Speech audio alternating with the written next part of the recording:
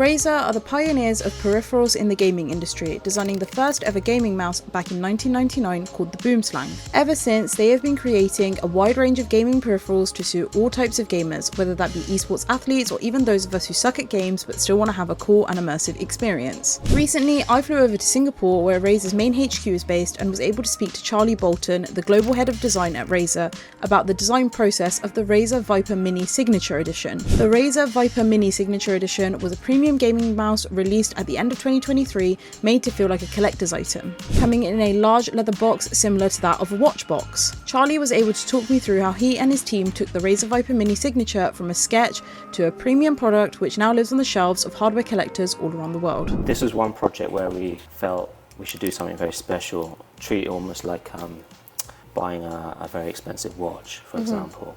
So this is our Viper Signature Edition mouse, which came out last year, and it was like no holds barred, go for it, create the most exclusive, most beautiful mouse we can do, the best materials, the best packaging, and set the bar for this, the standard of mice. Alongside trying to make the Viper Mini Signature Edition feel like a collector's item, another goal the design team had in mind was to make the mouse as light as possible. They managed to achieve this with the final product, due to the design and the material used, weighing in at just 49 grams, almost 20% lighter than the original design it was based on, the standard Razer Viper Mini, which comes in at 58 grams. We had the Viper already, so we thought, okay, well, how do we make it lighter? How do we use more exotic materials? So we took the design, and then we, rather than make it out of plastic, we did magnesium alloy, which is really light. You can try it here. So that's a type of metal? Yeah, it's literally lighter than plastic. It's lighter than plastic, and then we also reduced the weight of it by doing a skeleton design.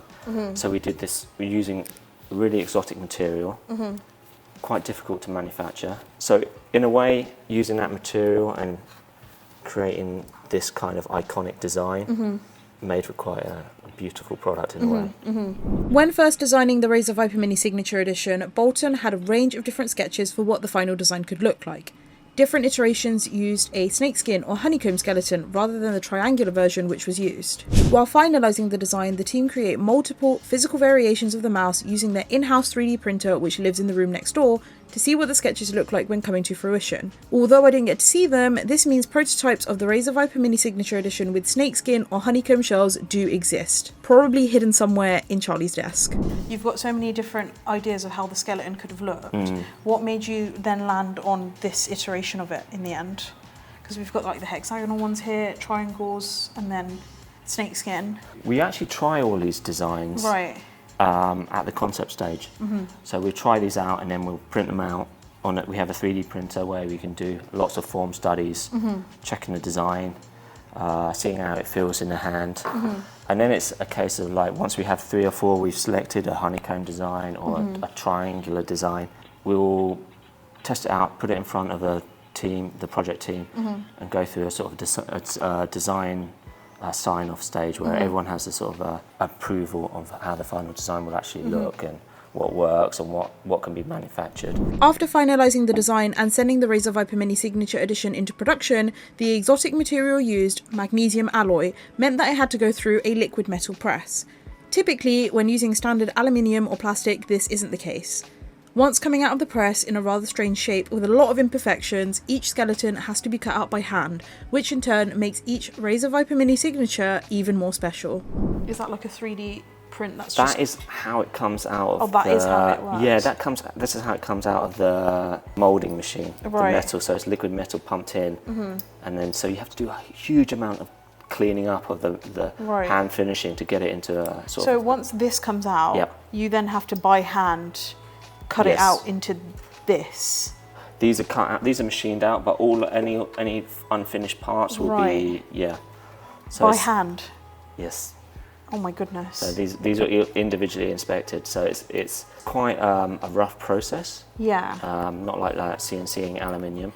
This one we took some risks with, but we wouldn't do we wouldn't do this all the time. We maybe do 1 or 2 of these projects in a year. As well as designing the mouse itself, the design team were also tasked with designing the packaging for the product, and of course had the objective of making this feel like a premium collector's item. Opting for a large leather watch box style of packaging meant they were able to achieve this, and also wanted to reiterate the point to those who purchased this mouse that this isn't the type of thing that you throw away, unlike the packaging for their other lines of products, which are designed to be sustainable and recyclable so you're able to dispose of them. This one was more about the this luxury watch kind of approach. This packaging wasn't meant to be thrown away. This is kind of something you'd actually keep. Again, it's kind of the opposite approach, but we really felt this product was something very special, limited edition, very few made. So we made sure it's like something clearly wasn't meant to be thrown in a bin. And almost like that presence that you can be something you're proud of having on in your cupboard or on your shelf or something. I feel like if I ordered one of these and then received this, I wouldn't even take it out of the box. Yeah, I'd end up that's keeping it in it. Yeah. That's the thing. This is the one I get given before production. I've not used it. I'm too scared. Yeah, it's just like one of these types of products that's so elite that you just don't use it. It's not meant to be used, and that's obviously not the case because it's a mouse. Yeah, that's the thing. But it's a collector piece almost. I know people do use it daily, but for me, I'm still a bit careful with it. Yeah. The Razer Viper Mini Signature Edition was a limited time release back on February 11th of 2023. The mouse retailed for £279.99 and sold out in under a minute, with a rumoured stock of just 1,337 units worldwide. If you're looking to get your hands on one of these collector's items now, you'll have to turn to resellers, some of which are attempting to sell this mouse for nearly £700. Thank you guys so much for watching this video where I spoke to Charlie Bolton, the head of design at Razer, about the process of taking the Razer Viper Mini Signature Edition from a concept to a product. Be sure to like the video and subscribe to the Mirror Gaming channel. This has been Jasmine, and I'll see you guys in the next one. Bye!